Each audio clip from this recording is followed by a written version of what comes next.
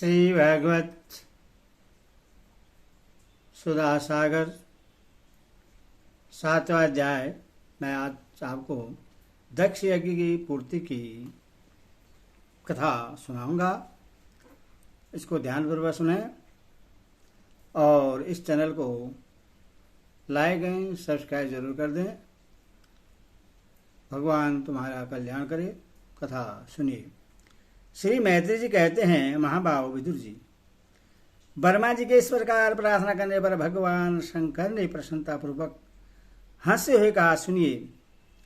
श्री महादेव जी ने कहा, प्रजापते, भगवान की माया से मोहित हुए दक्ष जैसे ना समझों के अपराध की न तो मैं चर्चा करता हूं और न याद ही। मैंने तो केवल सावधान करने के लिए ही उन्हें थोड़ा सा दंड दे दिया। दक्ष प्रजापति का सिर जल गया है, इसीलिए उनके बकरे का सिर लगा दिया जाए। भगदेव मित्र देवता के नेत्रों से अपना यज्ञ भाग देखें। पोसा पिसा हुआ अन्न खाने वाले हैं, वे उससे यजमान के दांतों से भक्षण करें तथा अन्य सब देवताओं के अंग प्रत्यंग भी स्वस्थ हो जाएं, क्योंकि उन्होंने यज्ञ से बचे हुए पदार्थों को मेरा भाग निश्चित किया है। अर्धवयु आदि यज्ञादिकों में से जिनकी भुजाएं टूट गई हैं, वे अश्विनी कुमार की भुजाओं से, और जिनके हाथ नष्ट हो गए हैं, वे पूषा के हाथों से काम करें तथा भृगु जी के बकरे की सी दाढ़ी मूछ हो जाए। श्री मैत्री जी कहते हैं, वश विदुर, तब भगवान शंकर के वचन सुनकर सब लोग प्रश्न चित्त से धन्य धन्य कहने लगे। फिर सभी देवता और ऋषियों ने महादेव जी से दक्ष की यज्ञशाला में पधारने की प्रार्थना की और तब वे उन्हें तथा वर्मा जी को साथ लेकर वहां गए। वहां जैसा जैसा भगवान शंकर ने कहा था उसी प्रकार सब कार्य करके उन्होंने दक्ष की धड़ से यज्ञ पशु का सिर जोड़ दिया। सिर जुड़ जाने पर इंद्र देवता की दृष्टि पड़ते ही दक्ष तत्काल सोकर जागने के समान जी उठे और अपने सामने भगवान शिव को देखा। दक्ष का संकर द्रोह की काली मां से कलुषित हृदय उनका दर्शन करने से शरदकालीन सरोवर के समान स्वच्छ हो गया। उन्होंने महादेव जी की स्तुति करनी चाहिए, किंतु अपनी मरी हुई बेटी सती का स्मरण हो आने से स्नेह और उत्कंठा के कारण उनके नेत्रों में आंसू भर आए। उनके मुख से शब्द न निकल सका। प्रेम से विहल परम बुद्धिमान प्रजापति ने जैसे जैसे अपने हृदय के आवेग को रोककर विशुद्ध भाव से भगवान शिव की स्तुति करनी आरंभ की। दक्ष ने कहा, भगवान, मैंने आपका अपराध किया था, किंतु आपने उसके बदले मुझे दंड के द्वारा शिक्षा देकर बड़ा ही अनुग्रह किया है। अहो, आप और श्रीहरि तो आचारहीन नाम मात्र के ब्राह्मणों की भी उपेक्षा नहीं करते, फिर हम जैसे यज्ञ आदि करने वालों को क्यों भूलेंगे। विभो, आपने वर्मा होकर सबसे पहले आत्म तत्व की रक्षा के लिए अपने मुख से विद्या, तप और व्रतादि के धारण करने वाले ब्राह्मणों को उत्पन्न किया था। जैसे चरवाहा लाठी लेकर गौओं की रक्षा करता है, उसी प्रकार आप उन ब्राह्मणों की सब विपत्तियों से रक्षा करते हैं। मैं आपके तत्व को नहीं जानता था, इसी से मैंने भरी सभा में आपको अपने बागबाणों से विदा था, किंतु आपने मेरे उस अपराध का कोई विचार नहीं किया। मैं तो आप जैसे पूज्यतम महानुभावों का अपराध करने के कारण नरक आदि निज लोकों में गिरने वाला था, परंतु आपने अपनी करुणा भरी दृष्टि से मुझे उबार लिया। अब भी आपको प्रश्न करने योग्य मुझ में कोई गुण नहीं है, बस आप अपने ही उदारतापूर्ण बर्ताव से मुझ पर प्रश्न हो। श्री मैत्री जी कहते हैं, आशुतोष शंकर से इस प्रकार अपना अपराध क्षमा कराकर दक्ष ने वर्मा जी के कहने पर उपाध्याय ऋतुज आदि की सहायता से यज्ञ कार्य आरंभ किया। तब ब्राह्मणों ने यज्ञ संपन्न करने के उद्देश्य से रुद्रगण संबंधी भूत पिशाचों के संसर्गजनित दोष की शांति के लिए 3 पात्रों में विष्णु भगवान के लिए तैयार किए हुए पुंडराक्ष नामक चेरू का हवन किया। विदुर जी उस हवि को हाथ में लेकर खड़े हुए अर्धवायु के साथ यजमान दक्ष ने जो ही विशुद्ध चित्त से श्री हरि का ध्यान किया, तो ही सहसा भगवान वहां प्रकट हो गए। बृहत एवं रथंतर नामक श्याम स्रोत जिनके पंख हैं, उन गरुड़ जी के द्वारा समीप लाए हुए भगवान ने 10 दिशाओं को प्रकाशित करती हुई अपनी अंकांत से सब दिशाओं का तेज हर लिया। उनके सामने सबकी कांति फीकी पड़ गई। उनका श्याम वर्ण था, कमर में स्वर्ण की करधनी तथा पीताम्बर सुशोभित थे। सिर पर सूर्य के समान दीप्यमान मुकुट था। मुख कमल भौरों के समान नीली अलकावली और कांतिमय कुंडलों से शोभायमान था। उनके सुवर्णमय आभूषणों से विभूषित 8 भुजाएं थी, जो भक्तों की रक्षा के लिए सदा उधर रहती थी। 8 भुजाओं में वे शंख पद चक्र बाण धनुष गदा खंडक और ढाल लिए हुए थे, तथा इन सब आयुधों के कारण वे फूले हुए कनेर के वृक्ष के समान जान पड़ते थे। प्रभु के हृदय में श्री वत्स का चिन्ह था और सुंदर वनमाला शोभित थी। वे अपने उदार हास और लीलामय कटार से सारे संसार को आनंद मग्न कर रहे थे। पादलक्षण दोनों ओर राजहंस के समान सफेद पंख और चवर डुला रहे थे। भगवान के मस्तक पर चंद्रमा के समान शुभ छत्र शोभा दे रहा था।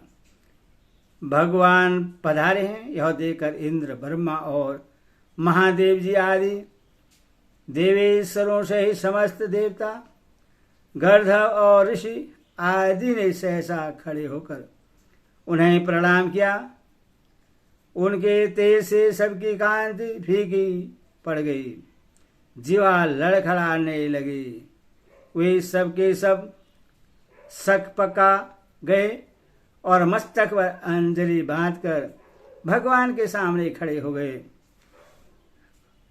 भगवान की महिमा तक ब्रह्मा आदि की मति भी नहीं पहुंच पाती, तो भी भक्तों पर कृपा करने के लिए दिव्य रूप में प्रकट हुए श्री हरि की वे अपनी अपनी बुद्धि के अनुसार स्तुति करने लगे।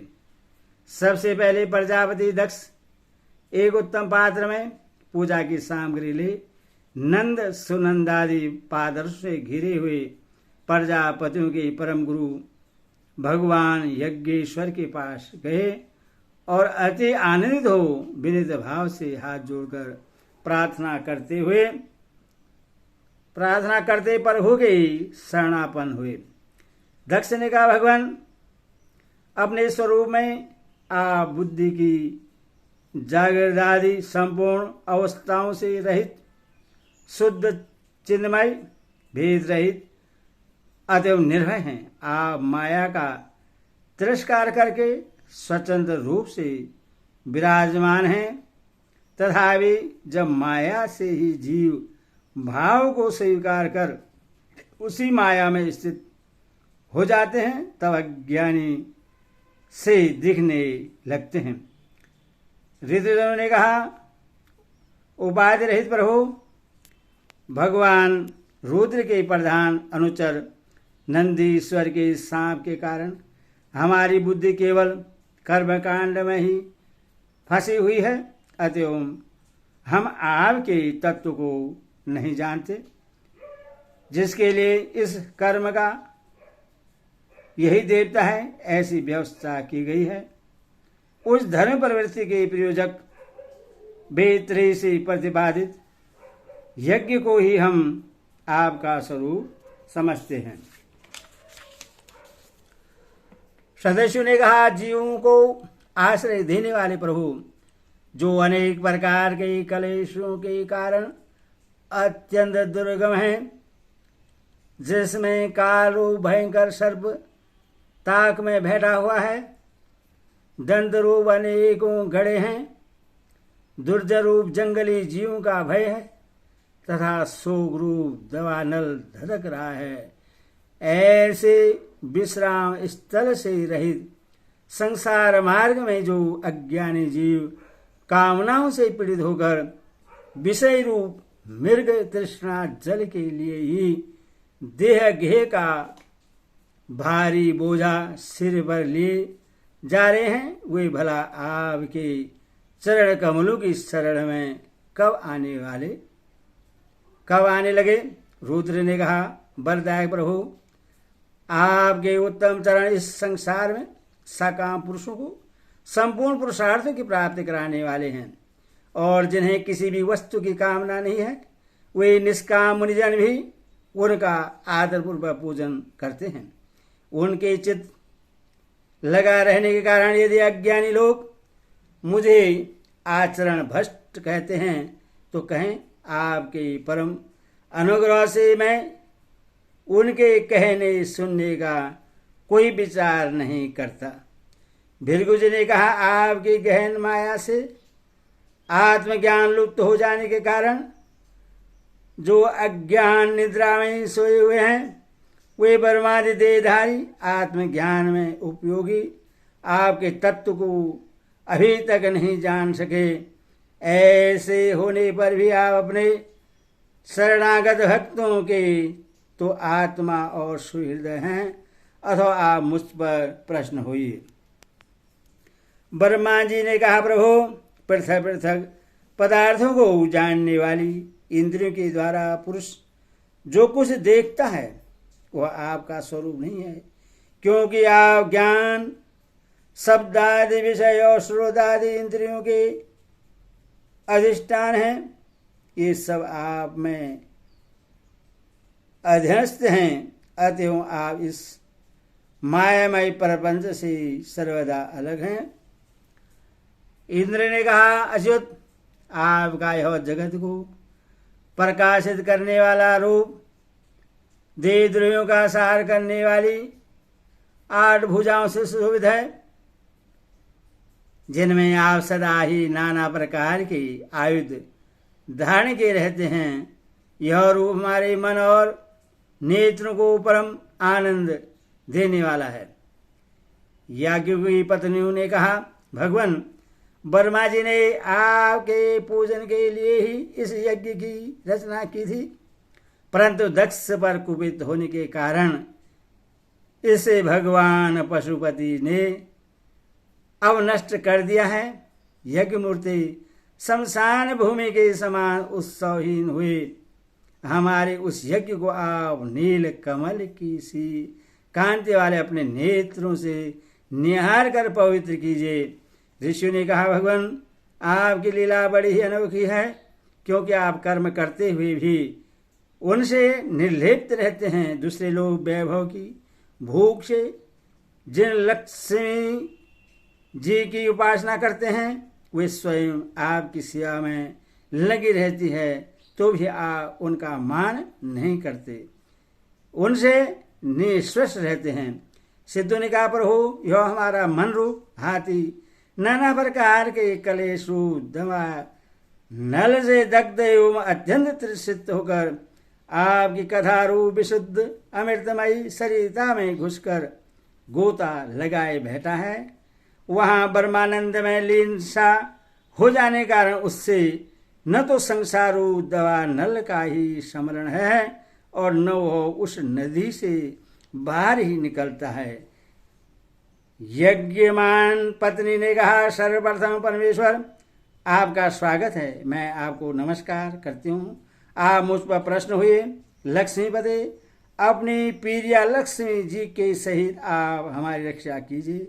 यज्ञेश्वर, जिस प्रकार सिर के बिना मनुष्य का धड़ अच्छा नहीं लगता उसी प्रकार अन्य अंगों से पूर्ण होने पर भी आपके बिना यज्ञ की शोभा नहीं होती। लोकपालों ने कहा, अनंत परमात्मन आप समस्त अंतःकरणों के साक्षी हैं। यह सारा जगत आपके ही द्वारा देखा जाता है, तो क्या माइक पदार्थों को ग्रहण करने वाले हमारे इन नेत्र आदि इंद्रियों से कभी आप प्रत्यक्ष हो सके हैं? वस्तु आप हैं तो पंचभूतों से पृथक, फिर भी पांच भौतिक शरीरों के साथ जो आपका संबंध प्रतीत होता है वह आपकी माया ही है। योगेश्वरों ने कहा, प्रभु जो पुरुष संपूर्ण विश्व के आत्मा आप में और अपने में कोई भेद नहीं देखता उससे अधिक प्यारा आपको कोई नहीं है। तथापि भक्त वत्सल जो लोग आपसे स्वाभिभाव रखकर अन्य भक्ति से आपकी सेवा करते हैं उन पर भी आप कृपा कीजिए।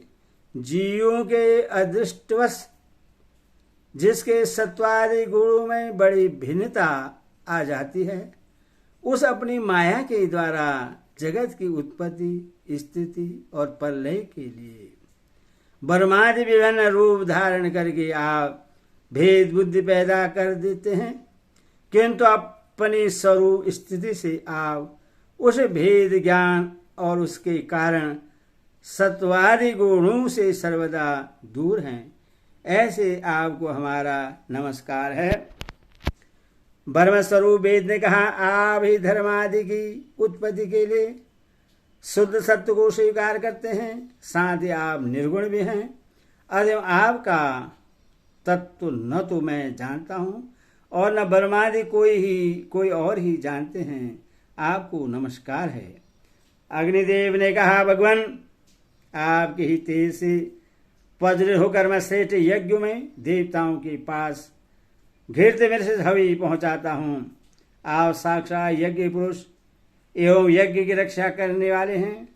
अग्निहोत्र, दर्श, पूर्णमास, चातुर्मास और पशु सोम ये 5 प्रकार के यज्ञ आपके ही स्वरूप हैं तथा आश्रवय, अस्तु, षष्ठ, यजे ये यजामहे और वष्ट इन 5 प्रकार के यजु मंत्रों से आपका ही पूजन होता है।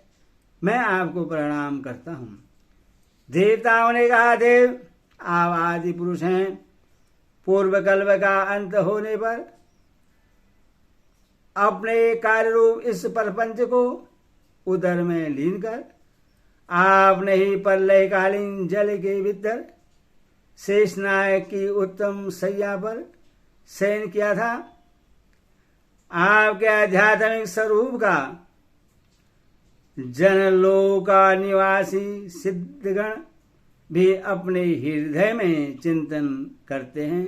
अहो वही आप आज हमारे नेत्रों के विषय होकर अपने भक्तों की रक्षा कर रहे हैं। गर्दभ ने कहा, देव मरीचि आदि ऋषि और ये ब्रह्मा, इंद्र तथा रुद्रादि देवतागण आपके अंश के भी अंश हैं। महतम यह संपूर्ण विश्व आपके खेल की सामग्री है नाग। ऐसे आपको हम सर्वदा प्रणाम करते हैं। विद्याधरों ने कहा, प्रभु, परम पुरुषार्थ की प्राप्ति के साधन रूप इस मानव देह को पाकर भी जीव आपकी माया से मोहित होकर इसमें मैं मेरेपन का अभिमान कर लेता है। फिर वह दुर्बुद्धि अपने आत्मियों से तिरस्कृत होने पर भी असत विषयों की ही लालसा करता है। किंतु ऐसी अवस्था में भी जो आपके कथामृत का सेवन करता है वह इस अंतकरण के मोह को सर्वदा त्याग देता है। ब्राह्मण ने कहा, भगवान, आप ही यज्ञ हैं, आप ही हवि हैं, आप ही अग्नि हैं, स्वयं आप ही मंत्र हैं और आप ही समिधा, कुशा और यज्ञ पात्र हैं तथा आप ही सदस्य, ऋतज, यजमान एवं उसकी धर्मपत्नी, देवता, अग्निहोत्री, स्वधा, सोमरस, घृत और पशु हैं। वेद मूर्ति, यज्ञ और उसका संकल्प दोनों आप ही हैं। पूर्व काल में आप ही अति विशाल वारा रूप धारण कर रसातल में डूबी हुई पृथ्वी को लीला से ही अपनी दाढ़ों पर उठाकर इस प्रकार निकाल लाए थे जैसे कोई गजराज कमलिनी को उठा लाए। उस समय आप धीरे धीरे गरज रहे थे और योगी गण आपका यह अलौकिक पुरुषार्थ देकर आपकी स्तुति करते जाते थे। यज्ञेश्वर, जब लोग आपके नाम का कीर्तन करते हैं तब यज्ञ के सारे विघ्न नष्ट हो जाते हैं। हमारा यह यज्ञ स्वरूप सत्कर्म नष्ट हो गया था अथवा अब आपके दर्शन की इच्छा कर रहे थे। अब आप हम पर प्रश्न हुए, आपको नमस्कार है। श्री मैत्री जी कहते हैं, भैया विदुर जी, जब ईश्वर का सब लोग यज्ञ रक्षक भगवान ऋषिकेश की स्तुति करने लगे तब परम चतुर्दक्ष ने रुद्रपादर्श वीरभद्र के ध्वस्त किए हुए यज्ञ को फिर आरंभ कर दिया। सर्वाद्रयामी श्री हरि यो तो सभी के भागों के भोक्ता हैं तथा वे त्रिपाल पुंडराक्ष रूप अपने भाग से और भी प्रश्न होकर उन्होंने दक्ष को संबोधन करके कहा। श्री भगवान ने कहा, जगत का परम कारण मैं ही ब्रह्मा और महादेव हूँ। मैं सबका आत्मा, ईश्वर और साक्षी हूँ तथा स्वयं प्रकाश और उपाधि शून्य हूँ। विप्रवर, अपनी त्रिगुणात्मिका माया को स्वीकार करके मैं ही जगत की रचना, पालन और सार करता रहता हूँ और मैंने ही उन कर्मों के अनुरूप ब्रह्मा, विष्णु और शंकर ये नाम धारण किए हैं। ऐसा जो भेद रहित विशुद्ध पर ब्रह्मा स्वरूप मैं हूँ, उसी में अज्ञानी पुरुष ब्रह्मा, रुद्र तथा अन्य समस्त जीवों को विभिन्न रूप से देखता है।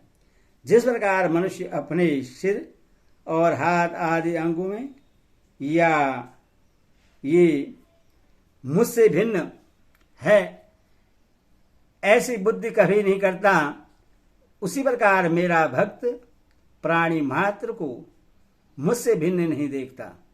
ब्राह्मण, हम ब्रह्मा, विष्णु और महेश्वर तीनों स्वरूपतः एक ही हैं और हम ही संपूर्ण जीव रूप हैं। अतः जो हमसे कुछ भी भेद नहीं देखता वही शांति प्राप्त करता है। श्री मैत्री जी कहते हैं, भगवान के इस प्रकार आज्ञा देने पर प्रजापतियों के नायक दक्ष ने उनका त्रिपाल यज्ञ के द्वारा पूजन करके फिर अंगभूत और प्रधान दोनों प्रकार के यज्ञों से अन्य सब देवताओं की अर्चन किया। फिर एकाग्रचित्त हो भगवान शंकर का यज्ञ शेष रूप उनके भाग से यजन किया तथा समाप्ति में किए जाने वाले उदौसान नामक कर्म से अन्य सोमपाई एवं दूसरे देवताओं का यजन कर यज्ञ का उपसंहार किया और अंत में ऋतुजनों के सहित अवभीर्थ स्नान किया। फिर जिन्हें अपने पुरुषार्थ से ही सब प्रकार की सिद्धियां प्राप्त थी, उन दक्ष प्रजापति को तुम्हारी सदा धर्म बुद्धि रहे ऐसा आशीर्वाद देकर वे सब देवता स्वर्गलोक को चले गए। विदुर जी, सुना है कि दक्षता सती जी ने इस प्रकार अपना पूर्व शरीर त्याग कर फिर हिमालय की पत्नी मैना के गर्भ से जन्म लिया था। जिस प्रकार प्रलय काल में लीन हुई शक्ति सृष्टि के आरंभ में फिर ईश्वर का ही आश्रय लेती है, उसी प्रकार अन्य परायण श्री अंबिका जी ने उस जन्म में भी अपने एकमात्र आश्रय और प्रियतम भगवान शंकर को ही वर्ण किया। विदुर जी, दक्ष यज्ञ की विध्वंस करने वाले भगवान शिव का यह चरित्र मैंने बृहस्पति के शिष्य परम भागवत उद्धव जी के मुख से सुना था। कुरुनंदन श्री महादेव जी का यह पावन चरित्र यश और आयु को बढ़ाने वाला तथा पाप पुंज को नष्ट करने वाला है। जो पुरुष भक्ति भाव से इसका नित्य प्रति स्वर्ण और कीर्तन करता है, वह अपनी पाप राशि का नाश कर देता है। हरि ओम तत्सत, हरि ओम तत्सत।